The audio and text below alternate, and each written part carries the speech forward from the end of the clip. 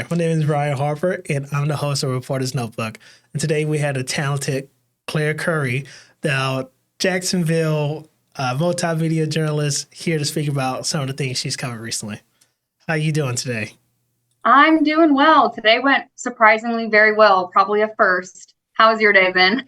It's been good. It's been a lot of editing. So, my mind is a little bit more like, oh, I should edit by the frames instead of like the feel of things, but it's okay. This is nerd stuff. Do you mind introducing yourself to the audience today? I'm Claire Curry. I'm a multimedia journalist in Jacksonville covering Onslow Carteret, Jones, Duplin, Craven, sometimes Lenore, sometimes. What can you tell me about what made you want to be a reporter and how you started here at WNCT? So I graduated college in 2020, peak COVID, and I wanted to do some video work. I studied photojournalism in college, and I didn't really know where that would take me, but I just started applying to any photographer, videographer positions that I found online. I got an interview for WNCT, and I just did it over Zoom. I'm from Indiana, so I just was like, oh, it's North Carolina. I've never been. I might like it. So I'll see what they have to say, and did an interview with them over Zoom. I loved, everyone that I spoke with, and I got offered a job. And I was like, again, I've never been to North Carolina, but, let's see how it works. And so I came out here early 2021 and started as a videographer, so all the behind the camera work. So I did all the behind the camera work as a videographer for the station, and I loved doing it. I'm really grateful to have the experience to know how to do that. But after a year, I really wanted to start doing more and telling bigger stories and really diving deeper into journalism. And so instead of just doing all the behind the camera work, I asked my boss to give me the opportunity to start reporting. And I got offered the reporting position. And so I made the switch from behind the camera to in front of the camera 2022 in March. And I didn't really have any broadcast journalism experience other than my videography work. And I really loving every second of it. I love WNCT. I love reporting and being able to meet new people and tell their stories. And I can see myself doing it for a very long time after this. What is your favorite thing to cover then? Ooh, I don't want to say like crime because it's never fun to cover crime. Right. But I would say like hard news. I love being in like breaking news situations where things are kind of high energy, like, you're on a scene of something that's really important and unraveling in the moment that you're there. I like stories like that. I find it the easiest for me to write, especially coming from like a print background, to write just like the facts and what information I'm getting from officials and from people who heard things or saw things. So I find that the most interesting to me. I'm not very, not great when it comes to like feature writing or, little personal pieces. But yeah, breaking news or like hard news, I would say is definitely my strong suit. Let's get down to it. You've been covering some pretty big stories recently, as far as the recent raid that happened with the house fire. Can you talk about it a little bit? Yeah, that was a crazy situation. We had first kind of heard that something was maybe going on around 7 out in like the Pelletier area. And I got a phone call at 10:05 at night being like, can you go out there? And I was like, well, I'm not doing anything else. So sure. So I drove out there, and it was basically a welfare call, guy with some mental health issues. And he was kind of not cooperating with law enforcement. He was threatening to light the house that he was in on fire, and he did that. He poured the house in gasoline, it was crazy fire. Like the footage that I saw when I was out there was crazy. And luckily he was okay. He was taken out from like a window and was taken to a hospital for some mental health treatment. And I think he's had some charges, against him since that situation happened, but glad he's okay and hopefully getting the mental health care that he needs. But that was a pretty crazy story in the last week that I've done for sure. Now, are you used to covering something like that live? And because I know I saw the footage of you interviewing the sheriff that was there. Can you go into a little bit of detail about that? Yeah, I felt a little bad after that because he had told me, I can do an interview now. So I pulled over because he was kind of at their like staging area at the Dollar General in town. And I pull up and he was on the phone, which I didn't realize. And I had told everyone who was running the shows, it was like 11:15 when he had said that. And the show was ended at 11:30. And I was like, I can do a live interview probably really quick with him. I start getting out my gear, but he's still on the phone. So he has like really no idea that I was planning to do a live interview. And he hangs up the phone and I was like, can you do a live interview? Just a real quick rundown of all the information you're able to tell me. And Asa Buck is a great sheriff and he's was very helpful and was like, yeah, sure. And so within like 15 seconds, I was like, okay, you're live. Okay, tell me what happened. It was a very quick turnaround. Right. And he's a great interview, so it worked out well. What was the outcome of the situation? Because there was a lot of moving pieces to it because it happened really late at night. And I remember waking up to the news that, all this happened within the span of a couple hours. Yeah, so I came back on Thursday to kind of cover it more because, again, I was there super late at night. I think I got back like 1 a.m. The next day when I went back, they had released his name and had some charges against him for arson. And then the next day he was seen in court on that Friday and he was up charges for like kidnapping. That part of the situation I know nothing about. It's like a domestic violence kind of thing, I think. But his bond was raised to like $250,000. Crazy. Now, with all that news that's happened recently, that was more like last week and sort of kind of is still unraveling today. But on Friday, for those who don't know, me and my coworker, Courtney Layton, we went to go shoot in Historic Bath for an upcoming Summer Venture segment where we, showcase local areas to families during the summer. And we was coming back into town and we see this yellow cloud of smoke. And then we end up checking the news site and it's a forest fire. And you had the chance to go cover that. Can you tell us a little bit about that? Yeah. So on Thursday, when I was following up from Wednesday night, I was in town and I saw smoke on Thursday.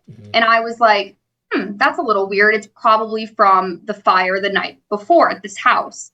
And I was just like doing some digging, like looking into what it could possibly be.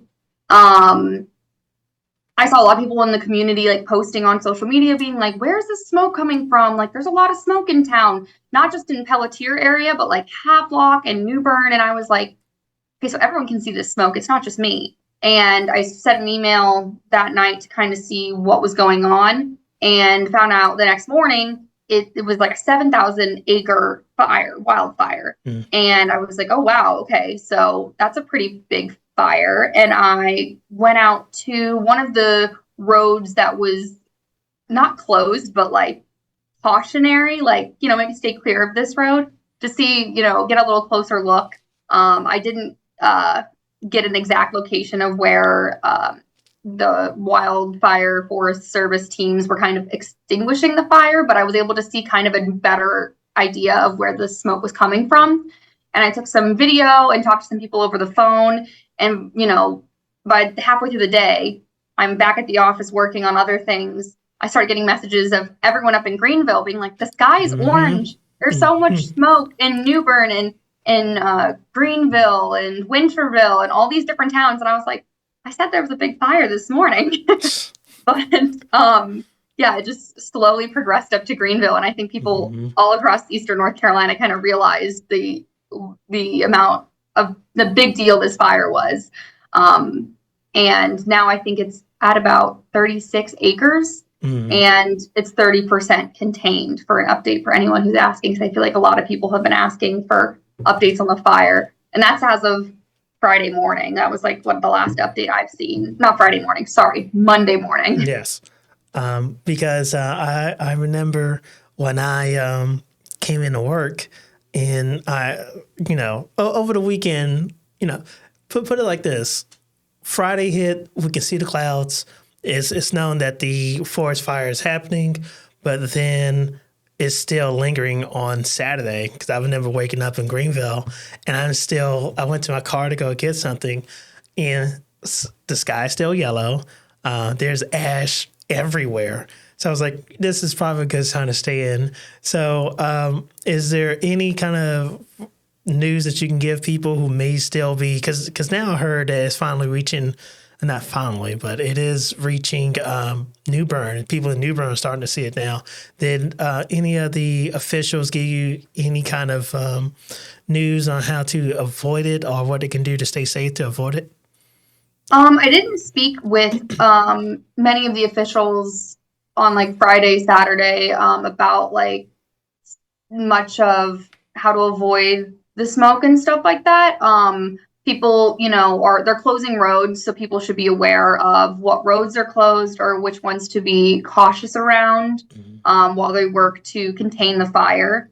But from personal experience, there's also over the weekend, a air advisory, I believe. It was like, be cautious outside and stuff, or maybe not like be outside for long periods of time.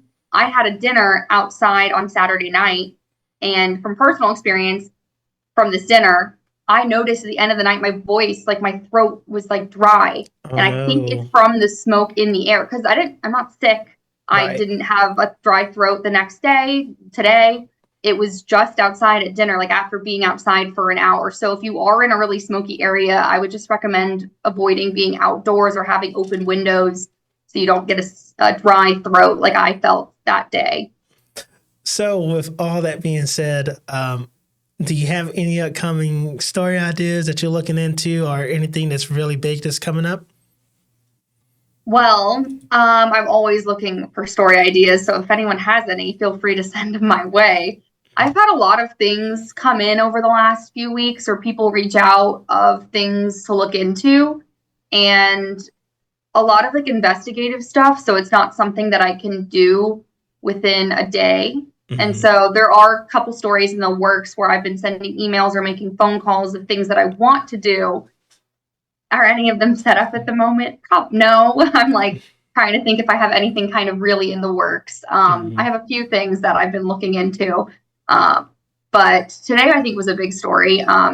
Today I was covering some storm damage out in Duplin County from Saturday night, along with the smoke from the wildfire. Right. There was also a lot of rain and wind, and the National Weather Service confirmed a few hours ago that there was an EF1 tornado that hit kind of the Pink Hill, Beulahville area. It had winds of like up to 90 miles per hour. Mm-hmm. And a family was hit from that tornado. So I went out there today to talk with them, and this woman's RV was completely demolished. It's really sad to see it in that state. Luckily, no one was home at the time except for her dogs. Her dogs are luckily also okay. There was one trapped inside and then one out on the property kind of roaming around. So both dogs were okay, which is good. All the people were okay. Good.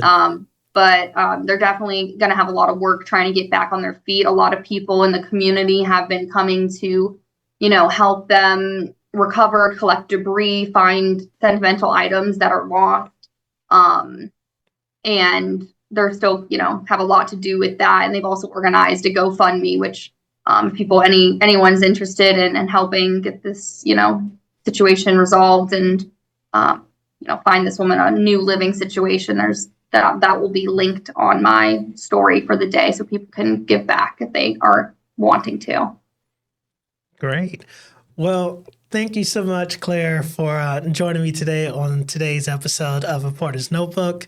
And everything that you're working on recently, I've just been a fan of, so, always love to see your content, and it's really awesome. So if people want to send you a story, Claire, where can they find you to send you this information? I would say the best place to reach me is my news Facebook. I do have one. It's, I believe, Claire Curry TV. I do check it pretty frequently. I post my stories almost every day, or ones that I really do think, need to be shared and get more, attention from the community. Something like this today with this GoFundMe, I think people should, if they have it in their heart to give back, it's a great way to. So I share a lot of my stories there. I also check it very frequently. Facebook is probably the best way to reach me. Also, just shoot me an email. I think my email is posted on WNCT website. Or if you want to get my cell phone number, I also have that. I don't think I want to put it out on the reporter's notebook, but people can reach me by cell phone too if they have my number. Okay. Well, thank you so much for joining us today, and can't wait to have you on again. Thank you so much for having me. I appreciate it.